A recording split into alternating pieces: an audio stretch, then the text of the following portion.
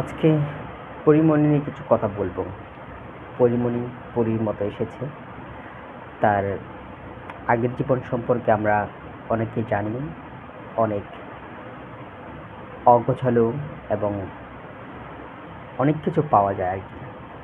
তার বিবাহিত অতীত জীবন এবং তার প্রেমিকা, কিন্তু সম্প্রতি যেটা ঘটে গেছে সেটা নিয়ে আমি আলোচনা করছি। পরিমণি গোলাম সাকলাইন শিথিল নামে একজন পুলিশ কর্মকর্তার প্রেমে পড়ে।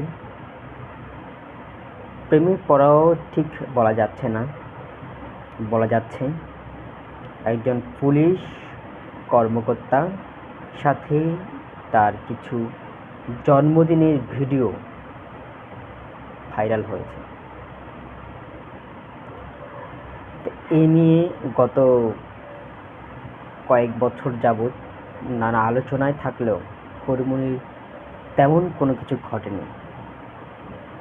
তারপরেও তার ছেলে, তার হাজব্যান্ড নিয়েও নানা ঘটনা ঘটে গেছে, সেটা আমরা কম বেশি সবাই জানি।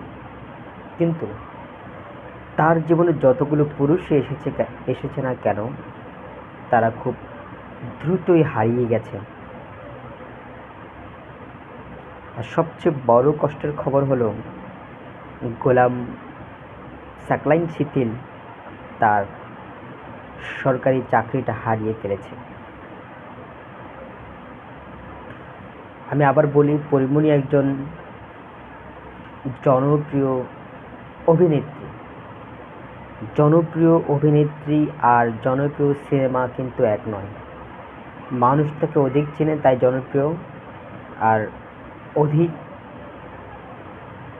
জনপ্রিয় সিনেমা তার আছে একটা দুইটা, কিন্তু তার প্রথম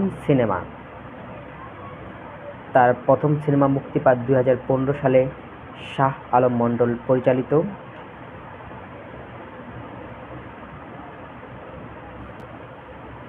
ভালোবাসা সীমাহীন। অর্থাৎ এই ভালোবাসা সীমাহীন তার আগেও ছিল। তার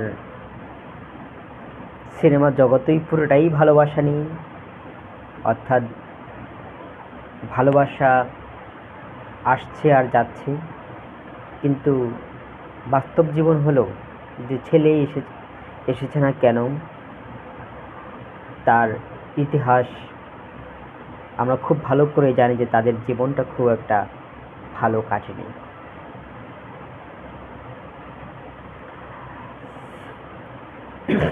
অর্থাৎ দুঃখ ভরা ক্লান্ত জানাচ্ছে যে সাকলাইনের চাকরি চলে গেছে।